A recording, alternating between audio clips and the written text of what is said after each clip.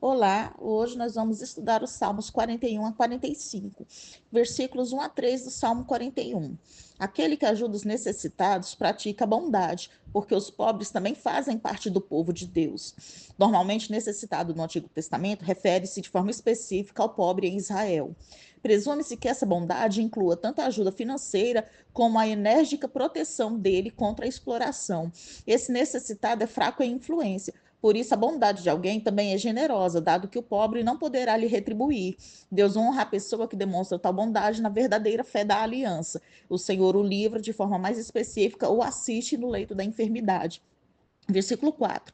Davi faz uma confissão de pecado. O pecado sempre traz doença para a alma e muitas vezes a doença física também. Davi pede misericórdia e não justiça. Reconhece que o pecado é, em primeiro lugar, contra Deus. Versículos 5 a 8. Os inimigos são descritos de maneira vívida, tendo como ponto focal suas ações contra o salmista.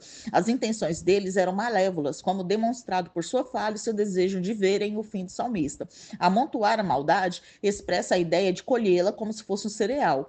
Alguns consideram que isso podia ser uma referência à fofoca, o que nesse caso envolveria maldade falada sobre alguém. Essa ideia é reforçada pela murmuração deles contra o salmista. A intenção deles era que o salmista morresse, por isso falavam sobre sua morte como se ela fosse certa. Versículo 9. Esperava-se que inimigos sejam traiçoeiros, mas aqui a dor da traição vem do amigo íntimo, que havia recebido somente bondade e agora levantou o seu calcanhar contra o salmista. Levantar o calcanhar é uma expressão idiomática que significa fazer algo contra alguém. Em João 13, versículo 18, Jesus aplica essa expressão a Judas, que havia recebido somente bondade, incluindo o ato de ter seus pés lavados por Jesus, e isso permite que o leitor veja a terrível dor que Jesus enfrentou e a insensível traição de Judas. Versículo 11. O favorecimento do Senhor Deus a alguém não é mera emoção, mas envolve ações e é equivalente a abençoar ou agradar essa pessoa. Versículo 12. Estar diante da face de Deus é a suprema recompensa para a pessoa que lhe é fiel. Versículo 13. Este versículo assinala a conclusão do livro 1 dos Salmos, que vai do Salmo 1 até o Salmo 41. Trata-se de uma doxologia, que significa louvor ou prece à glória de Deus. Há 4 salmos, o 41, 72, 89 e 106, que concluem um livro antes do início de um novo livro. Essas declarações provavelmente foram acrescentadas na época em que os salmos foram juntados em sua forma canônica. Alguns se referem a esses salmos como salmos de junção, pela maneira como reúnem os livros para formar o livro completo de salmo.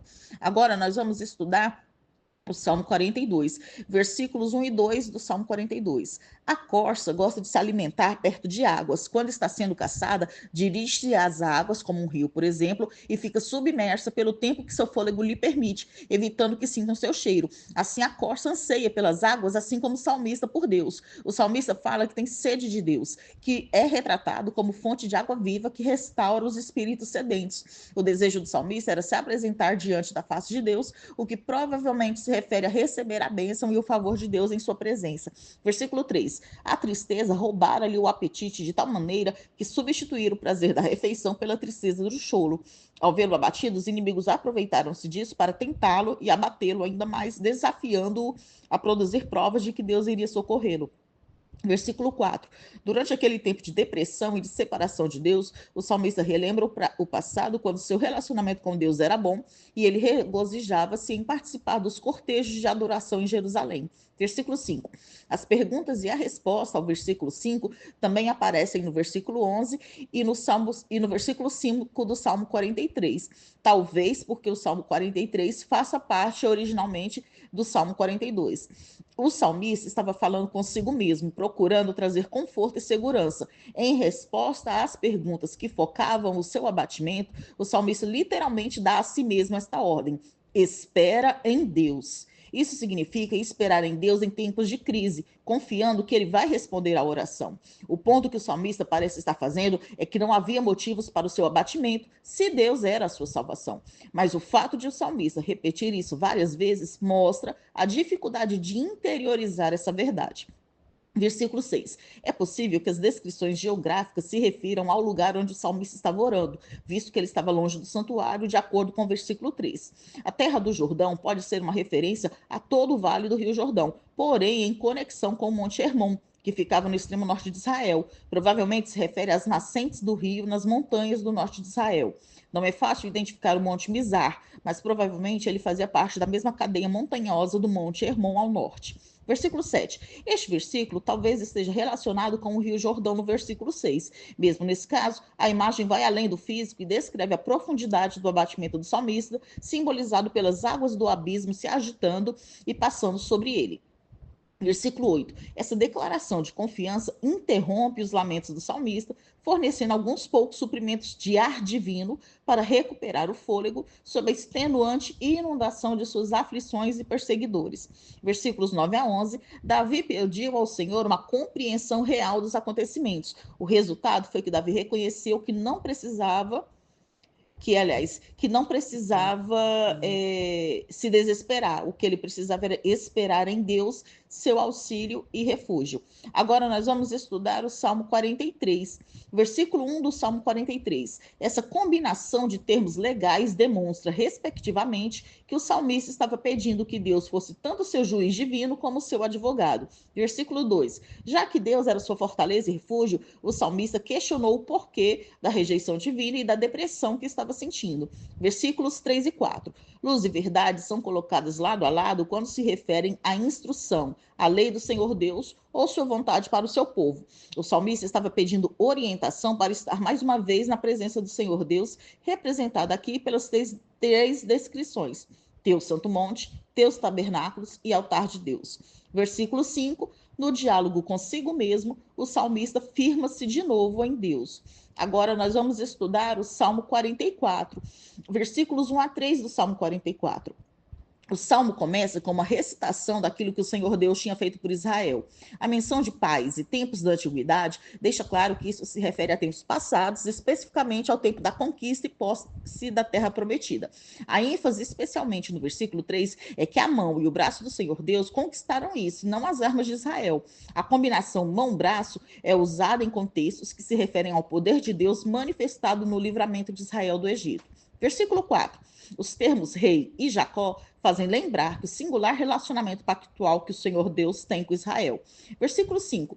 Quando o povo de Israel era fiel ao Senhor Deus, ele lutava por eles. A expressão em teu nome representa o próprio Senhor Deus e está intimamente associada à sua reputação. Versículo 6. O povo de Deus precisa lutar, mas não confiar no tamanho de seu exército nem em suas armas. As armas humanas de nada servem se Deus não estiver por trás delas. Versículos 9 a 16. Se antes Deus lutava em favor do seu povo, o salmista entende aqui que ele não estava abençoando o exército com a sua liderança. Deus era o pastor de Israel, mas para o salmista parecia que ele não estava protegendo as suas ovelhas, e sim entregando-as a outras nações para serem mortas. Vender era um modo comum de descrever Deus entregando seu povo nas mãos de seus inimigos. O verbo vender ocorre com mais frequência no contexto da resposta de Deus à rebelião de Israel contra ele. Quase todas as palavras hebraicas para zombaria são usadas nestes versículos. A vergonha de Israel era tão grande e tinha durado tanto tempo que as nações usavam os israelitas como motivo de piada e ditos. Versículos 17 a 19. Esta é uma queixa de inocência que expressa a inocência da nação. O salmista se queixa de que eles não tinham feito nada para merecer esse tratamento. Voltar atrás assemelha-se à ideia de desviar-se, em referência às veredas apropriadas de Deus. Então o salmista diz que o coração da nação não se desviou do Senhor, mas foram envolvidos pelas sombras da morte, normalmente reservadas para os inimigos de Deus. O lugar onde vivem os chacais seria um local de ruínas, eles vivem no deserto. Versículos 20 e 21. Estender as mãos era um gesto utilizado no contexto de oração e adoração. Os segredos do coração são intentos e motivações. A integridade de uma pessoa pode ser provada por Deus para determinar se ela não possui motivações falsas. Versículo 22. O salmista não tinha respostas, somente essa explicação indubitável de que havia sido a soberana vontade de Deus que permitiu que fossem destruídos pelos seus inimigos. Este versículo descreve as ameaças de morte sofridas pelo povo de Deus nas mãos daqueles que se opõem ao Senhor. Em Romanos 8, versículo 36, Paulo usa esse versículo para lembrar aos crentes que o povo de Deus sempre teve de enfrentar situações assim, mas que não devem concluir por isso que estão separados do amor de Cristo. Versículos 23 a 26, desperta, chama Deus para agir. Levanta-te é semelhante, mas com conotações militares. Pó geralmente é usado para representar humilhação e derrota nas mãos de inimigos. Pode também se referir à humildade diante do Senhor Deus, seja em adoração ou em oração. A linguagem desses versículos usa uma imagem ousada, como se Deus estivesse dormindo ou tivesse se esquecido. Ainda que os fiéis saibam que isso é uma imagem, eles também têm uma garantia canônica para apelar ousadamente que Deus mantenha sua palavra. A última palavra é um pedido para que Deus intervenha por amor da sua bondade, um pedido que certamente Deus há de honrar. Agora nós vamos estudar o Salmo 45, versículos 1 e 2 do Salmo 45. Era uma prática comum no Oriente Antigo compor cânticos em homenagem a reis, a fim de perpetuar sua memória para as próximas gerações. As designações hiperbólicas, como o mais famoso e a graça se derramou em teus lábios, costumam fazer parte desses cânticos. Entende-se que este é um salmo usado em casamentos régios, ou seja, casamentos dos reis. Porém, alguns estudiosos entendem que prefigura Cristo como noivo. Versículos 3 a 5. O rei Davídico era o cabeça das forças militares de Israel, a quem Deus havia ordenado que combatesse em defesa de seu povo. Nesse papel, o rei reflete a glória de Deus, visto que o Senhor combatia em favor de Israel. Por semelhante modo, Jesus Cristo conduz a igreja contra as forças demoníacas e voltará a este mundo para destruir todas as forças do mal. Versículos 6 e 7. O cetro simbolizava domínio real. Seu tamanho e sua forma variavam em diferentes épocas e culturas, mas ele geralmente estava associado a poder militar. Em alguns casos, o cetro era realmente uma arma militar. O trono de Deus está ligado a esse rol porque o rei de Israel devia atuar como corregente de Deus em seu reino. O rei de Israel era geralmente chamado de ungido de Deus. O óleo era símbolo tanto de alegria como da bênção de Deus. Versículo 8. A expressão palácios de marfim não se refere a palácios feitos inteiramente de marfim, e sim a palácios que tinham seu interior e talvez seus móveis revestidos de marfim. Mirra, aloés e cássia eram usados pelo rei em seu dia de casamento. Versículo 9. Ouro de Ofir é sinônimo de ouro fino. Ele veio a se tornar o padrão para a pureza e qualidade do precioso metal. Filhas de reis entre as damas de honra pode referir-se às convidadas reais, mas também pode ser referência a outras esposas e concubinas do rei. Se assim for, provável que o salmo tenha sido escrito para Salomão. Versículos 10 e 11.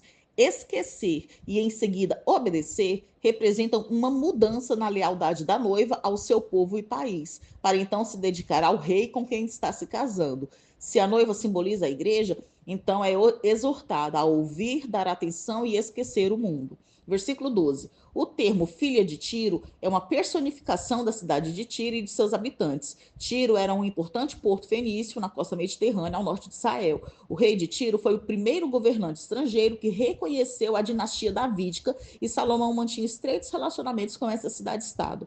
Versículos 13 a 15. Agora o salmo descreve o esplêndido traje da noiva enquanto ela deixa seus aposentos no interior do palácio e conduzem-na diante do rei, acompanhada por um cortejo de virgens, suas companheiras, que eram basicamente criadas que acompanhavam a noiva.